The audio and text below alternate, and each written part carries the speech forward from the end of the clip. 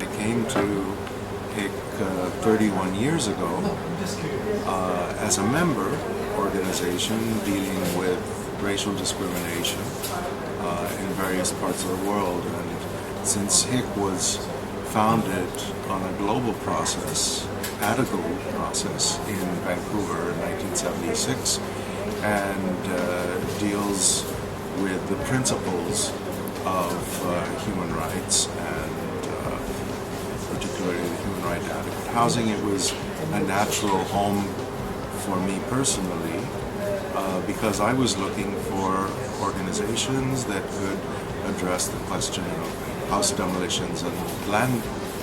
confiscation in all of Palestine, on both sides of the Green Line. And I found very serious partners in Habitat International Coalition.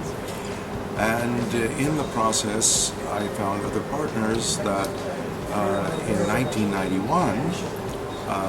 founded the Housing and Land Rights Network, first the Housing and Land Rights Committee, but trying to address the specificity of the human right to adequate housing and to use the global system to develop the norms that we can use as tools to advocate and to analyze the human right to adequate housing as it's being realized or violated in different parts of the world.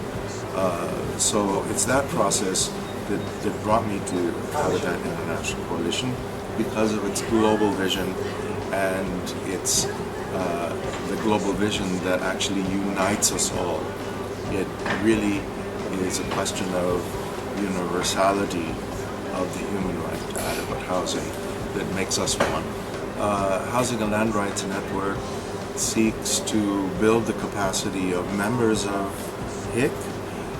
to use the human rights norms and the human rights methodology in their work,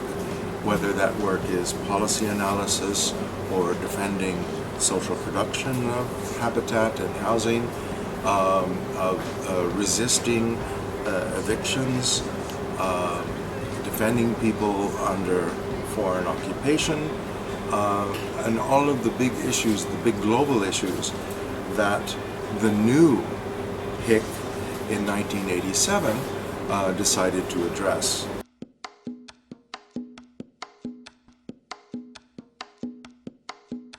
Housing and Land Rights Network has always worked within the global system, the UN human rights system in particular, to bring cases forward, to have recognition legal recognition of the human rights to adequate housing and those other rights related to habitat, and to find the practical solutions that arise from the obligations of states and the findings of the treaty bodies in Geneva, but also making sure that the local members, without competing with the local members, that the network also helps to develop their capacity to make their own case, make their own human rights case. So that's essentially how we work. But we have, of course, gone through a long history in the last 20 years since we were established formally in Geneva as an international organization, and cooperating with HIC to make sure that its principles are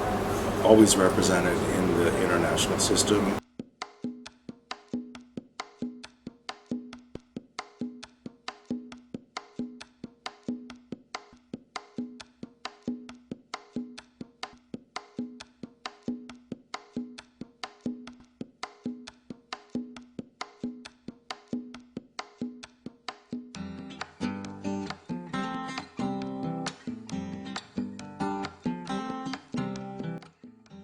The sound of a distant word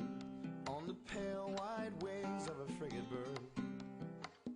Had to listen, couldn't save it all for later. It was the salt in the ocean and the stars on the equator. Yeah. This very ambiguous situation now in the new UN Habitat with a new governance structure where UN Habitat seems to have no compass, no no policy after the General Assembly asked them 2 years ago to develop one. So we're trying to do our part as responsible stakeholders to proffer to UN Habitat the lessons that we have gathered across the UN system over the last 40 years, and to come up with something that is progressive, that is based on UN precedent, that is not radical, but it is comprehensive in the sense that we all have a voice in the negotiations of policies and needs more than ever partners in order to implement the Sustainable Development Goals, the New Urban Agenda, of course, many of the principles that we don't want to forget from the Habitat Agenda that preceded it, but also especially the obligations of all the states that make up the UN Habitat Assembly. So that means that civil society needs to be informed, organized, and prepared to make these contributions. And it's the contribution of the entire coalition, which has the unique asset, the unique added value of this history of 43 years, now going on 44 years, of working within UN Habitat and working at the global level. So it's the wisdom keepers, it's those who have been working in the system across the UN bodies all of these years that gives us that unique contribution that we can make.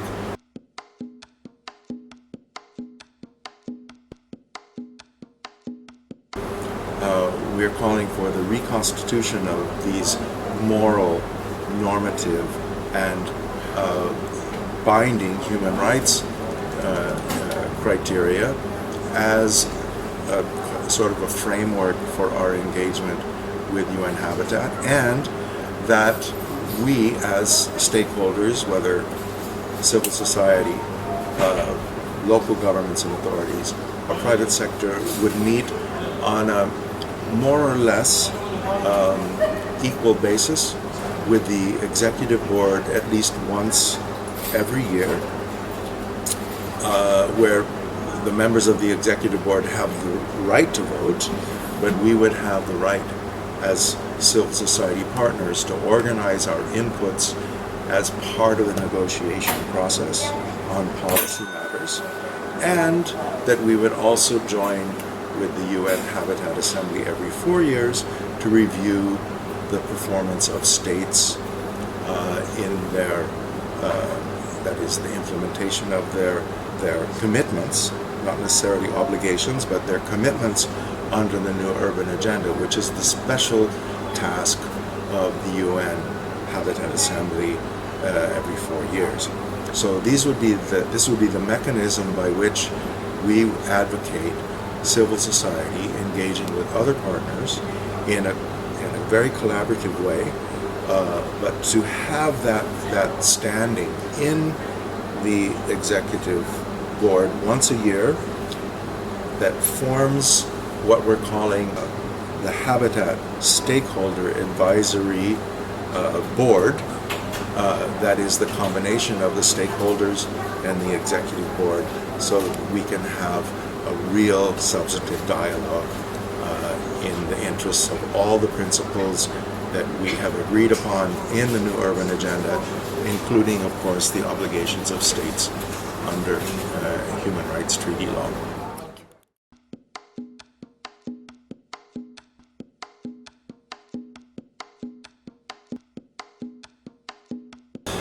Part of the proposal is that there would be participation of local government,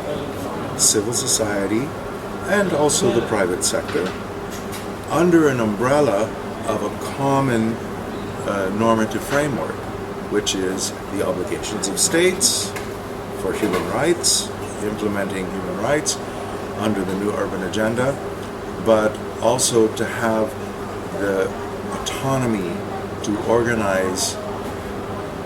independently, as promised, that these mechanisms should be self-organized.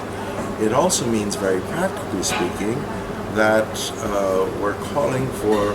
a reconstitution of the advisory group on forced evictions, which was an experiment of UN Habitat in the last decade, but of course had a very unfortunate ending, just like the housing rights program in the last decade of UN Habitat, in cooperation with the Office of the High Commissioner for Human Rights, had a very unfortunate ending. So this would be the mechanism by which we advocate civil society engaging with other partners in a very collaborative way.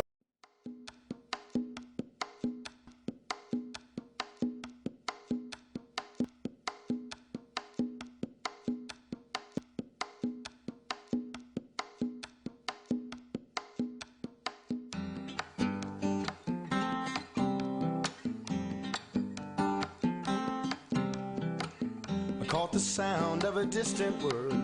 on the pale white wings of a frigate bird.